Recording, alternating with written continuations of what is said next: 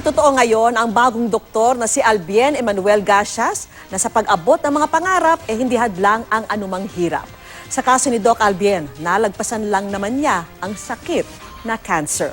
Yan po ang good news ni Ivan Mayrina.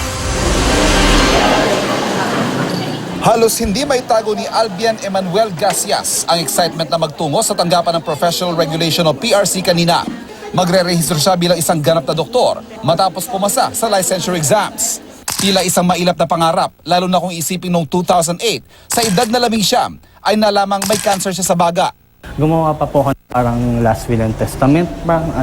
Sabi ko sa mga kapatid ko is, eto alagaan mo si ganito. Hindi naman po surrender, pero inisip ko pa rin po na possible na mawala ako. Taong 2006 namamatay ang ina ni Albien sa sakit na pancreatic cancer. At siya na ang tumayong magulang sa 6 na kapatid. Ang ina ang nagsilbing inspirasyon para sa kanyang pagnanais na maging doktor. 2 taon niyang tiniis ang gamutan para sa cancer. Sa gitna ng paghihirap, humugot siya ng lakas sa mga kapatid at mga kaanak na tumulong sa kanya. Ang naisip ko kasi is, laban lang ng laban is parang may mga lowest point pero never ko naisip na ayoko na. Matapos gumaling, muli siyang bumalik sa pag-aaral. Tinapos ang kursong nursing at nag-aral maging doktor. Nais daw niya magtrabaho sa pampublikong ospital at bilang isang cancer survivor.